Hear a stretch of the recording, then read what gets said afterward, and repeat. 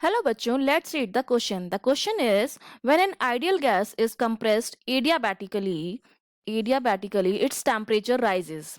Okay, the molecules on an average have more kinetic energy than before. More kinetic energy than before. The kinetic energy increases. ठीक है, कोई ideal gas है जिसको हमने adiabatically compress किया है, compress करने की वजह से उसका टेम्परेचर राइज हो रहा है और उसकी वजह से काइनेटिक एनर्जी जो है वो पहले से ज़्यादा हो रही है। तो हमें ये बताना है कि काइनेटिक एनर्जी जो है वो इंक्रीज क्यों हो रही है और इसके लिए आपको 4 ऑप्शंस दे रखे हैं। तो अगर इसके की कॉन्सेप्ट की बात करूं तो की कॉन्सेप्ट में बेसिकली क्या आएगा आपको पता होना चाहिए। की कॉन्सेप्ट की अगर मैं बात कर रही हूँ तो ये क्वेश्चन जो है वो थर्मोडायनेमिक्स से है। आपको पता होना चाहिए एडियाबैटिकल प्रोसेस आखिर होता क्या है, क्योंकि हमने एडियाबैटिक प्रोसेस क्या होता है, क्योंकि हमने एडियाबैटिकली कंप्रेस्ड किया है गैस को।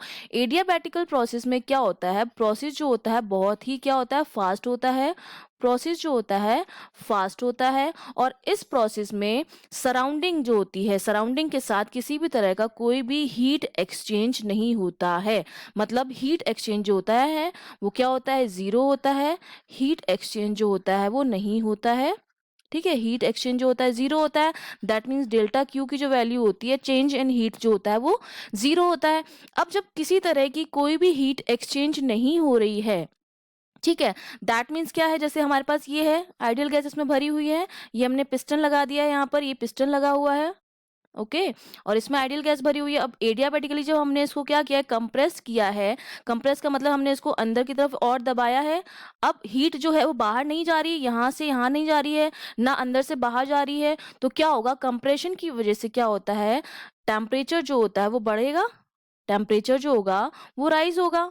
और टेम्परेचर अगर राइज हो रहा है तो टेम्परेचर राइज होने की वजह से काइनेटिक एनर्जी जो है वो भी बढ़ती है। क्यों बढ़ती है काइनेटिक एनर्जी, काइनेटिक एनर्जी जो होती है वो इंक्रीज होती है। क्यों इंक्रीज हो रही है, क्योंकि आपको पता है कि काइनेटिक एनर्जी जो है वो डिपेंड करती है, अगर मैं काइनेटिक एनर्जी की बात करूं तो kinetic energy is given by 3/2 के टी।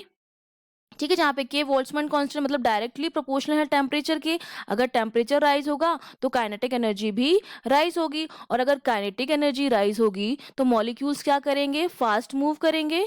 उनकी काइनेटिक एनर्जी बढ़ गई तो फास्ट मूव करेंगे। फास्ट मूव करेंगे तो क्या होगा, उनका कोलिजन होगा। ठीक है, जैसे कि मैंने अभी बताया कि पिस्टन में अगर मॉलिक्यूल्स भरे हुए हैं, अगर वो उनकी काइनेटिक एनर्जी बढ़ जाएगी तो इधर उधर मूव करेंगे, वो तो वॉल से टकराएंगे।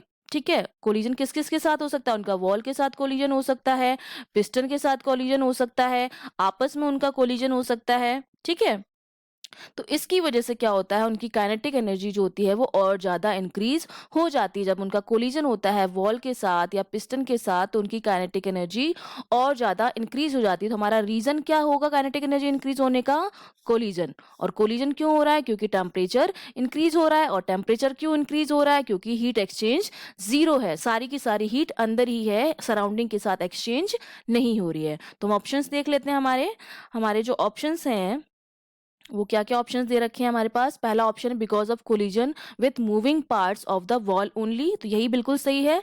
जो मूविंग पार्ट है, पिस्टन जो है उसी के साथ टकरा रहे हैं जाके, और मूविंग पार्ट क्या हो गया, पिस्टन हो गया, वही मैंने आपको बताया है।